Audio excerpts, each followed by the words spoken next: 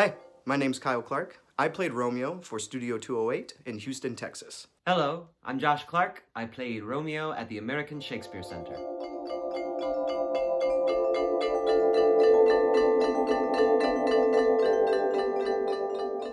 While touring with the American Shakespeare Center, we played venues of all different sizes and all different kind of shapes. We played in high school auditoriums, we played in high school cafeterias a couple times, we played in equity houses, we played in college auditoriums, we played in buildings that weren't theaters, but we made them into theaters because it was the only building we had access to, from 150 seats to 5,000. Studio 208 is a very small stage, which allows for a much more intimate performance. And also at the Blackfriars Playhouse, which was where we performed when we were in residency. It was a 370 seat theater, recreation of the Blackfriars Playhouse. So that was definitely my favorite place to perform. The walls bounce sound in such a warm way, and the way that sound reverberates in that building, you can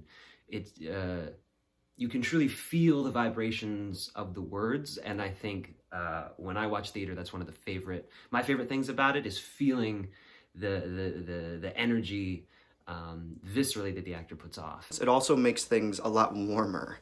Actually, like physically, the heat will get warmer in a small space, which is actually incredibly nice. It's a 40 by 40 room, probably would be my guess. And at any time during the performance as an actor, you're within 7 to 10 feet of an audience member, kind of at all times, which is really cool. It also affords you no place to hide. So it's a lot harder to keep secrets in a small space like that. But it's the intimacy of it that I enjoyed the most. Being able to look an audience member in the eyes as I'm performing, it's really fun.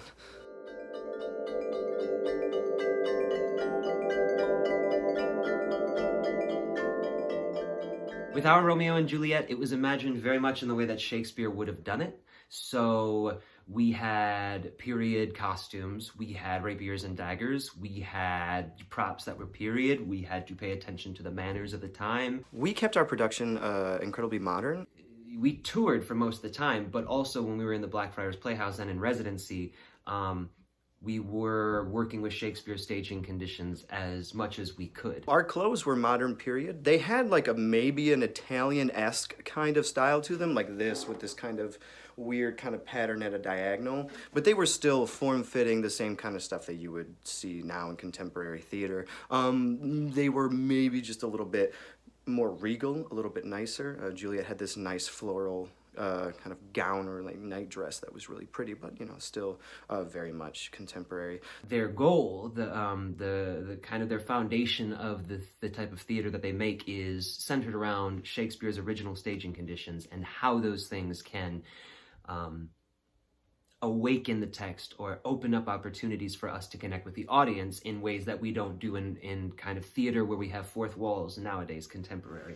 And so, directly talking to the audience and making eye contact with them and asking them questions, which can sometimes lead to improv, which isn't always the goal, but that kind of communication was a big part of the type of theater they do.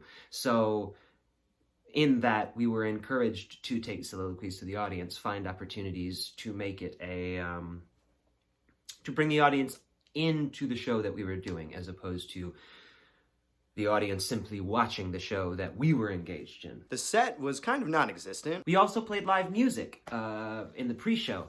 So house would open 30 minutes before the show started, and then when the doors opened, we would start playing music. And so the cast was also a live band, and we would play contemporary music of whatever time we were in. So we opened in 2016. We played some Killer songs and some other rock songs for that show specifically, and we opened the show with an original Montague versus Capulet rap battle, which was written and created by myself and KP Powell, who was also on the cast at the time.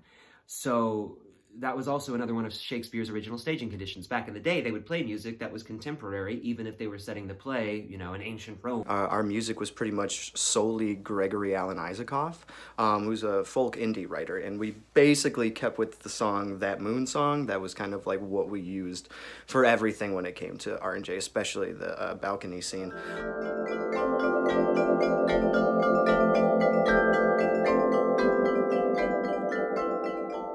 The thing that launched the aria for me in the production that we did. What's funny to me about this aria is I think it's actually 2 arias, and one of them just gets broken. As an actor, I want it to be a much more complex and interesting answer, but it was her face at the window. So originally, Romeo's hiding from Mercutio and Benny as they're kind of taunting him and making fun of him after the party. And when they leave, he comes out and he delivers that first line, and he jests at scars that never felt a wound. He's about to go into a completely different aria. This is going to be a thing that's berating Mercutio and Benvolio, mainly Mercutio. But what stops him and what changes the course of the whole show is when Juliet opens that balcony window above him. Seeing her for the first time, full face, the beauty, kind of the light from the room shining behind her, making a kind of sunrise glow into the night, and the balcony just being just beautifully carved and embroidered and all this kind of just kind of the perfect picture of an angel. And it completely cuts him off, takes him by surprise, and it sets him on a whole nother train of thought. And that thought is Juliet. So what launches this aria is, it's not necessarily what launches it, it's what breaks the original aria and starts a new one. And that's this appearance of Juliet through the window. And so when he turns and sees her, I think that's all. I mean, and there are things that continue the aria later, right? There are realizations and discoveries, but I think that thing is all he needs to go, right? And I don't think it's a choice for him. It happens. It's completely reactionary, and I think that's also why there are a lot of discoveries in the piece. It is the East.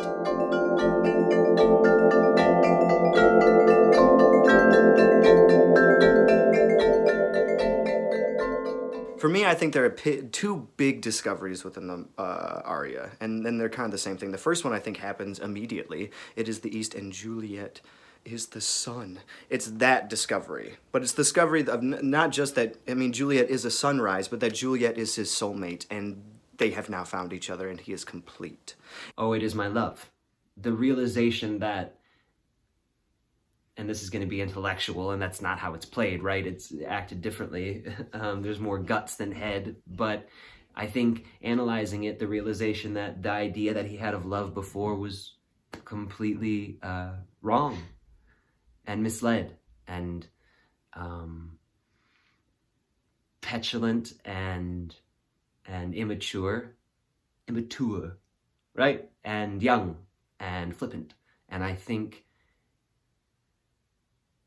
it is my lady. Oh, it is my love. And I think that is finally lodged in him with his line, kind of about 2/3 of the way through, with, it is my love. I think the realization that that is my love is much bigger in that moment than just I'm in love with this person. I think it's much more a realization of what love is, how all-encompassing it is, how it changes you entirely, and the understanding of what he would do to never lose it versus what he felt before. All right, these 2 distinctions, right? So the big discovery is that, there's 2 of them. One, that he's finally found his soulmate, the other half. This thing that this person that he's been waiting for, this kind of divine awe.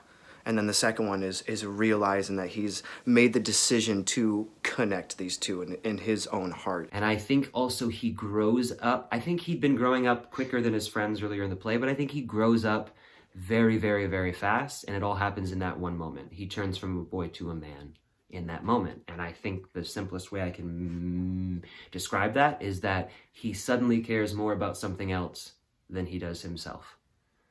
Right? His love is more important than him.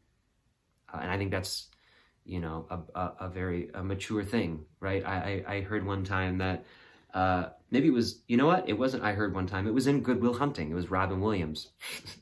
And you don't know about real love because that only occurs when you love something more than you love yourself. And I don't think you've ever dared to love anybody that much. And I think that that's a big pivot in understanding of, I thought I was in love before, I felt love, but that was a self-obsessed kind of love about itself. This is, I would do anything for this being to make her happy and to keep her safe. More than my own safety. I will yell and call these Capulets to me at this moment to die, if that's what you wish.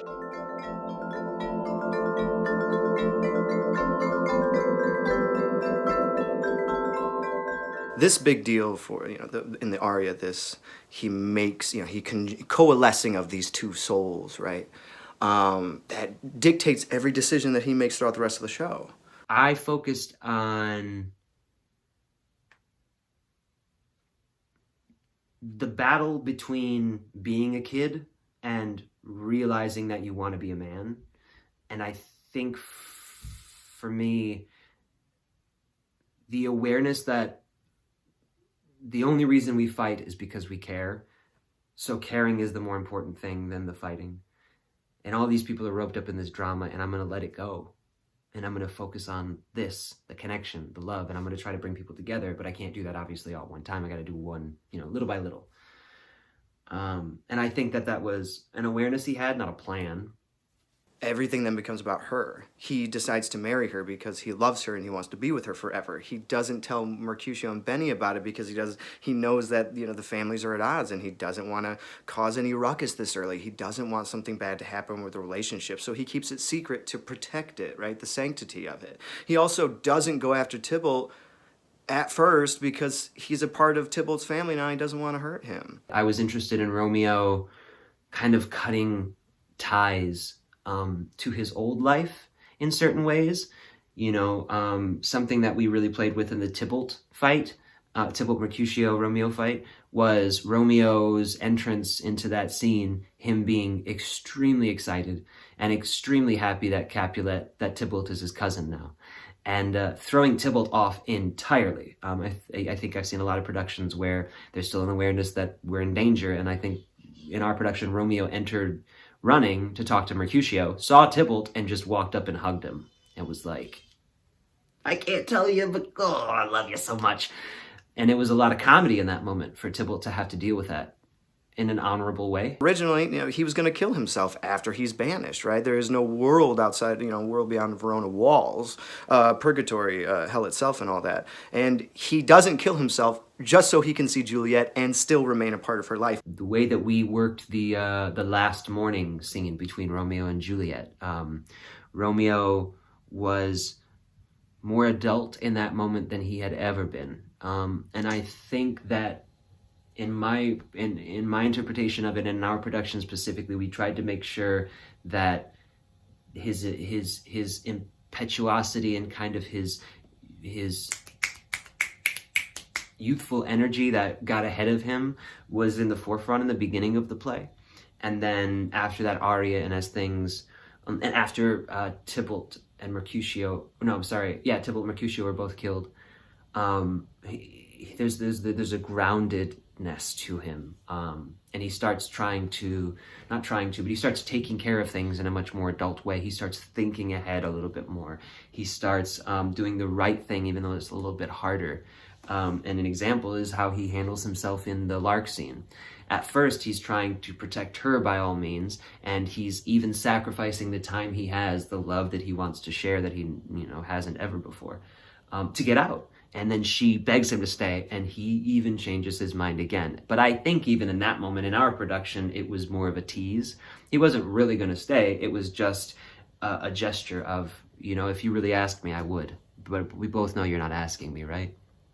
We both know that for this to last, I have to leave. So let's make the mature and patient decision. And then even in Mantua, he comes back. He could have just taken the poison from the apothecary out in Mantua, but he doesn't. He comes back to be with her.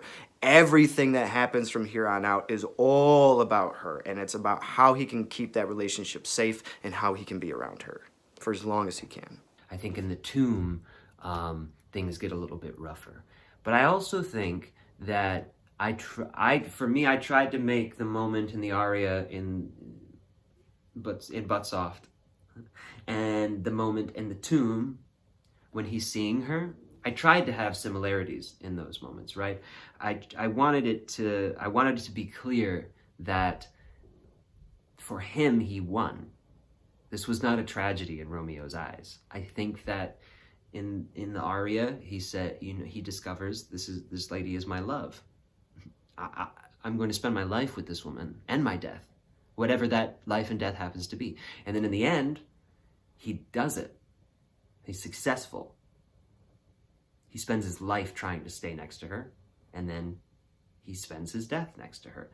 He's obviously mistaken because he doesn't have all the information, which is why Shakespeare is brilliant, but I think for him it's real. And I think if for him, the reality is the celebration, we're going to be together forever, and none of you people on this earth can ever take that away from us again. That celebratory, that win for him allows the audience to go, God, no, if you just waited 5 seconds, just please don't do it yet.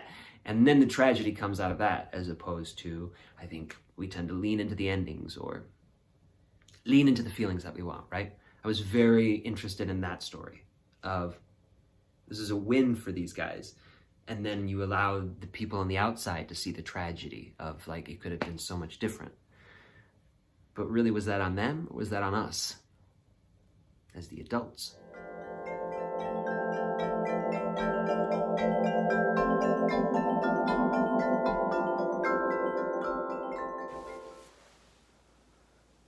He jests at scars that never felt a wound. But soft! What light the under window breaks?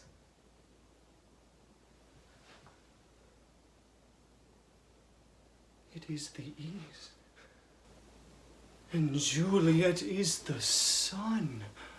Arise, fair sun, and kill the envious moon, who is already sick and pale with grief, that thou, her maid, art far more fair than she. Be not her maid, since she is envious. Her vestal livery is but sick and green, and none but fools do wear it. Cast it off.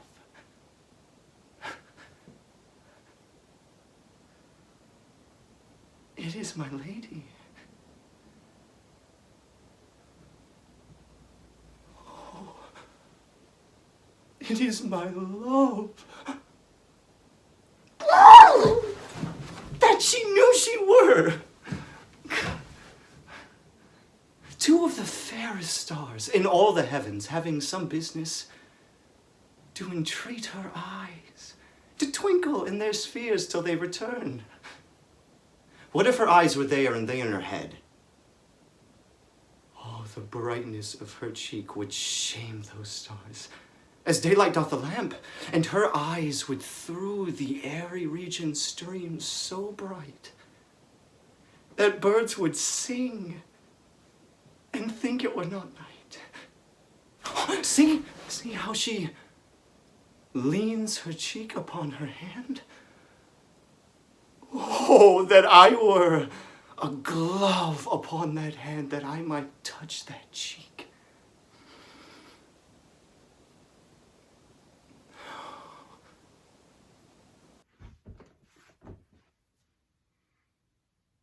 He jests at scars that never felt a wound. But soft, what light through yonder window breaks?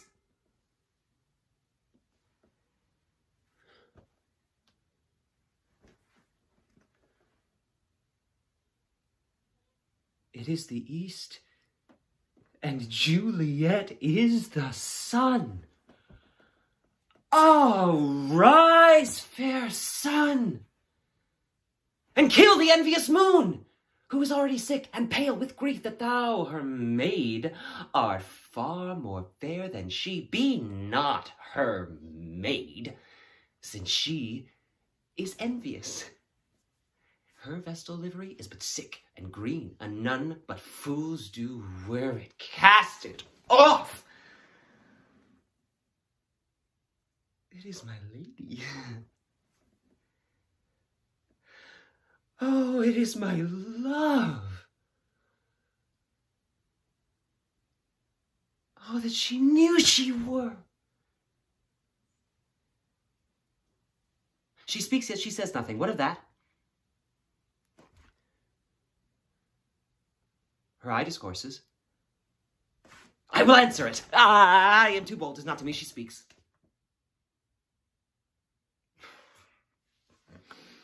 Two of the fairest stars in all the heaven, having some business, do entreat her eyes to twinkle in their spheres till they return. Whatever eyes were there, they in her head. The brightness of her cheek would shame those stars, as daylight doth a lamp. Her eyes would through the airy region stream so bright that birds would sing and think it were not night. Oh, see how she leans her cheek upon her hand.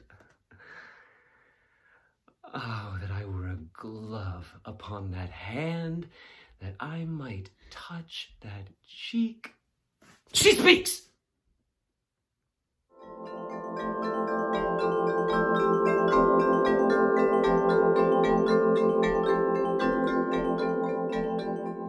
I really like the choice that Kyle made on the line, soft, what light is there through yonder window breaks. I like how he broke up, but soft, as in quiet, and then gets away, and then as clarification to the audience in case they didn't know what he was hiding from, what light through yonder window breaks. And I like the timing of that, like one thing, but soft, second thing, what light through yonder window breaks, third thing, we open and we see Juliet. That's a very clear progression, especially in a piece that, you know, it's not usually not dark because we're using universal lighting. We don't know exactly what has changed if we don't have lights and effects and stuff. So without that, I think that's a very clear storytelling, a clear way to storytell that moment, right? 1, 2, 3.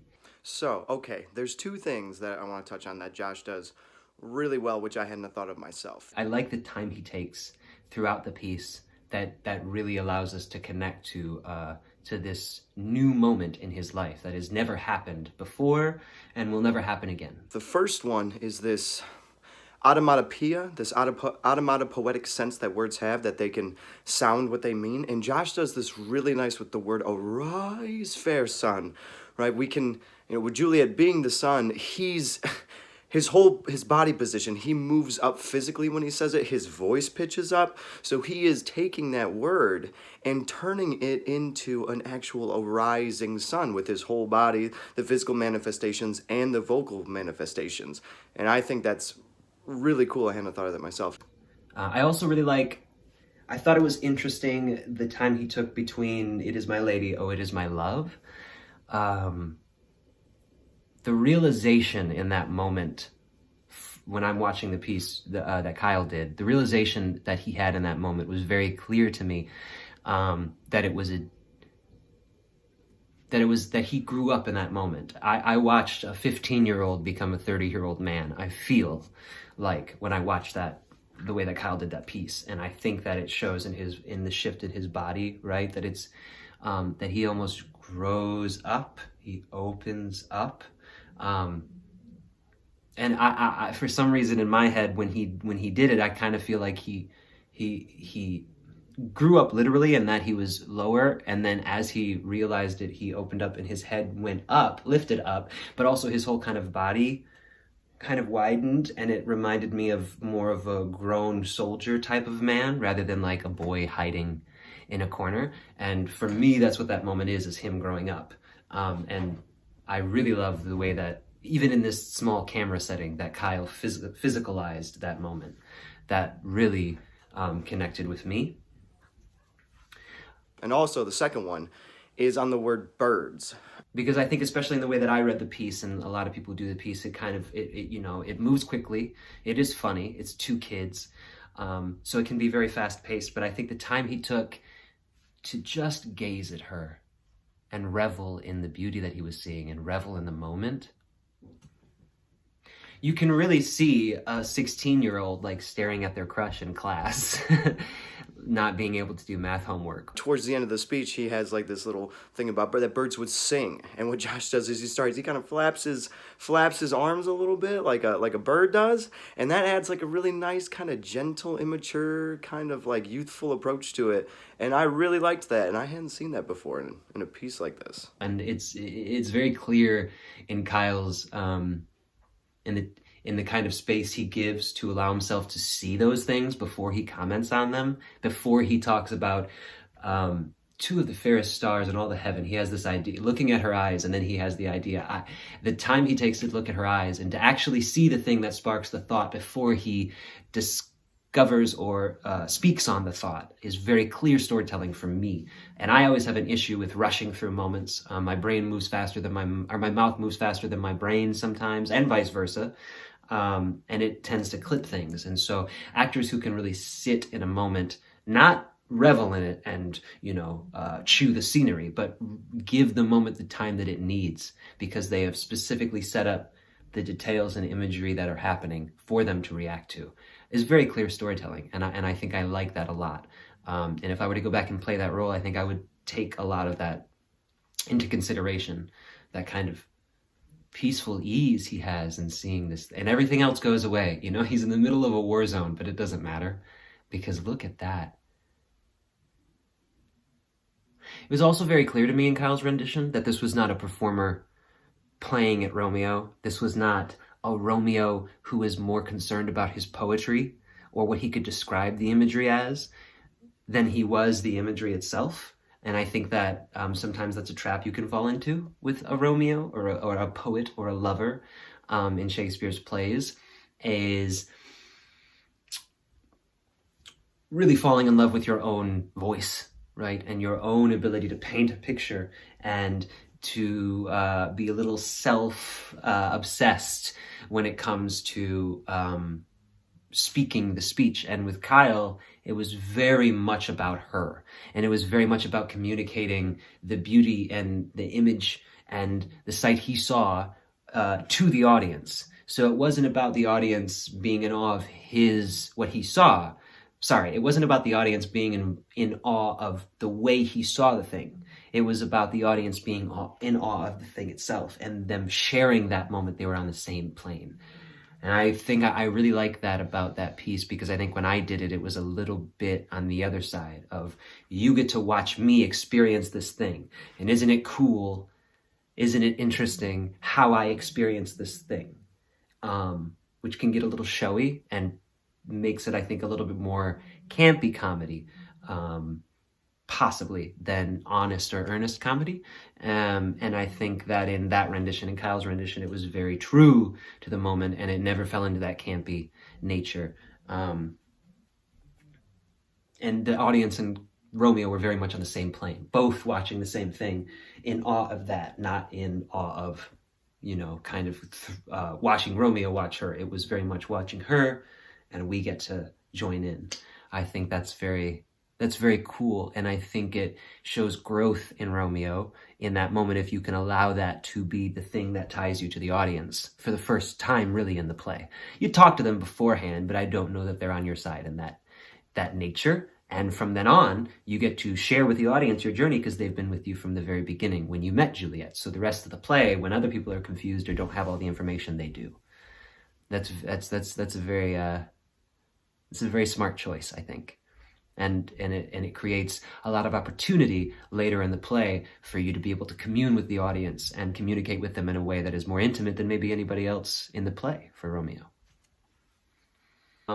Weird, as in different, that I don't want to deal with, to watch a sibling perform a role that you've played. I think for me specifically, because I got into acting first, and I've watched Kyle grow as an artist, and I saw him before he was an actor, and I saw him when he was beginning to be an actor, and I saw him when he went into grad school, and I saw him work when he graduated from grad school. And so to watch his craft grow and to see him interpret a role that I've played in similar ways, but in completely different interpret it in similar ways but result in completely different performances is very interesting, because I can see a little bit of myself as far as habits, type, point of view of the world, right?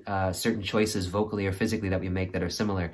So I see all those kind of tendencies, the similarities, but then I also, because of that, see vast differences. And it's a little bit like watching yourself do it in a way that's different. To watch yourself but not yourself, to watch something that is sort of you but very not you, perform something that you've done.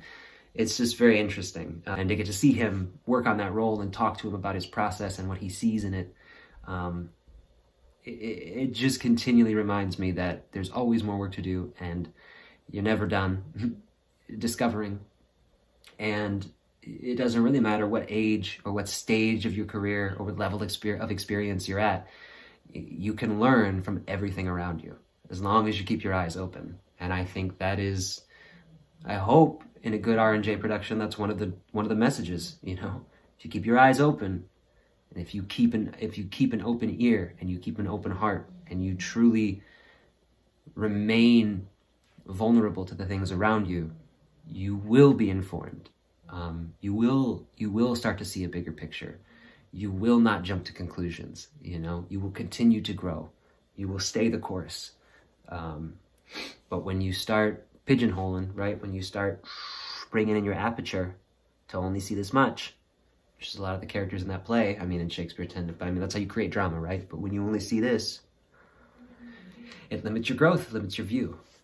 And I think as actors, it is our job to continually work to be open and to be able to receive that which we were not aware of before.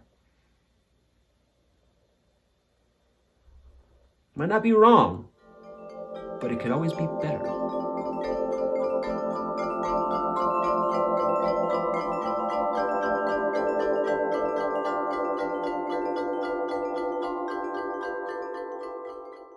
Next!